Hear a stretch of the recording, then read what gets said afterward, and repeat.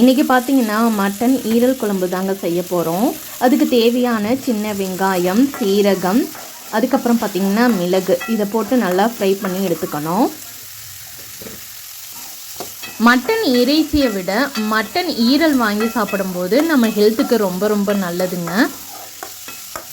ஆட்டு ஈரலில் vitamin A, vitamin B, copper, இரும்பு சத்து, போலிக் அமிலம் இந்த மாதிரி சத்துக்கள்லாம் இருக்குது. ஆட்டு ஈரலை ஒரு நேரம் நம்ம சாப்பிட்டுட்டு வந்தால் ஒரு நாளைக்கு தேவையான சத்து அனைத்தும் நம்மளுக்கு கிடைக்குங்க. ஒரு சில பேர் பார்த்திங்கன்னா ரொம்பவே சோர்வாக இருப்பாங்க. அவங்களாம் வாரத்துக்கு ஒரு முறை ஆட்டு ஈரலை சமைச்சு சாப்பிட்டுட்டு வந்தாங்கன்னா உடலுக்கு தேவையான ஆற்றல் உடனடியாக கிடைக்கும். தேவையான அளவு மஞ்சள் ஆட் பண்ணிக்கலாம்.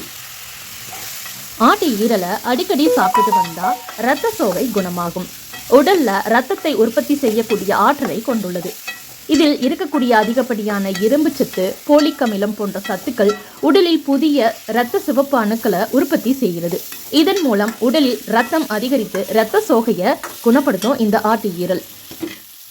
தக்காளி, வெங்காயம், கறி லீஃப், மிளகு, சீரகம் எல்லாமே ஓரளவுக்கு நல்லா குக் ஆயிடுச்சுங்க.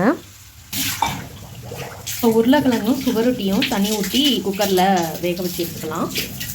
நெக்ஸ்ட்டு பார்த்திங்கன்னா கத்திரிக்காய் இந்த மாதிரி சின்ன சின்னதாக கட் பண்ணி வச்சுருக்காங்க. இந்த மாதிரி ரொம்ப குட்டி குட்டி கத்திரிக்காய், இந்த மாதிரி பச்சை கலர் கத்திரிக்காய் போட்டு வச்சோம்னா சூப்பராக இருக்கும். இப்போ பார்த்திங்கன்னா தக்காளி, வெங்காயம், சீரகம், மிளகு, கறி போட்டு வதக்கிய இந்த இதை பேனில் நல்லா ஆற விட்டுக்கலாம்.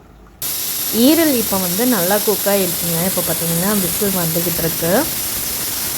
கத்திரிக்காய், உருளைக்கிழங்கு, அதுக்கப்புறம் இந்த ஈரல், அரைச்ச விழுது, இது எல்லாத்தையும் போட்டு கொதிக்க விட்டுக்கிட்டு இருக்காங்க. இதில் எந்த ஒரு மசாலாவும் போடலை. சின்ன குழந்தைங்களுக்கும் பெரியவங்களுக்கும் தாராளமாக இந்த மாதிரி மெத்தட்லாம் நீங்கள் வச்சு கொடுக்கலாம்.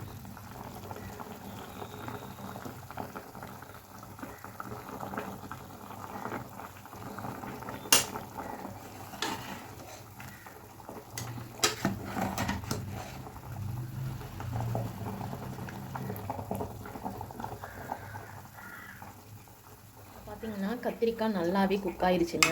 ஈரலும் நல்லா குக் ஆயிடுச்சு.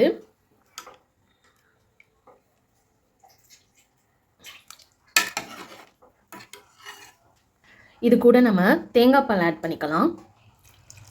சோம்பு தேங்காவும் அரைச்ச தேங்காய் பால். இது ஒரு கொதி வந்தோடனே நம்ம இறக்கிடலாம். சுவையான ஈரல் குழம்பு ரெடி ஆயிடுச்சுங்க. இதில் பார்த்திங்கன்னா எந்த ஒரு மசாலாவும் ஆட் பண்ணலை. எந்த ஒரு மசாலாவும் ஆட் பண்ணாமல் இந்த மாதிரி நம்ம செய்யும்போது இந்த ஈரல் குழம்போட சத்து முழுமையாக நம்மளுக்கு கிடைக்கும்.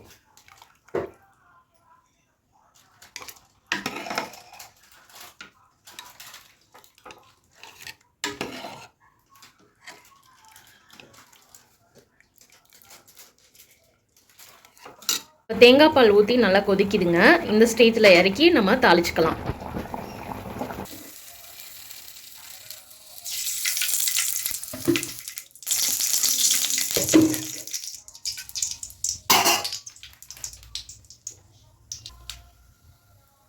இஞ்சி பூண்டு விழுது,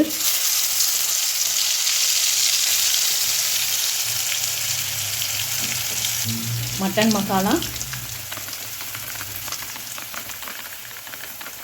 கரம் மசாலா,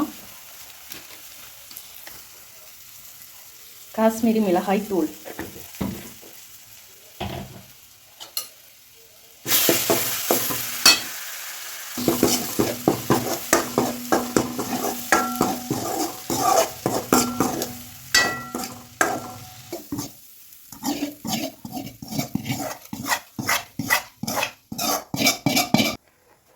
இப்போ குழம்பு தாளிச்சாச்சுங்க.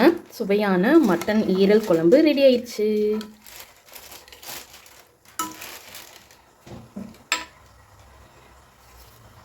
கொத்தமல்லி தழை தூவி இறக்கிடலாங்க.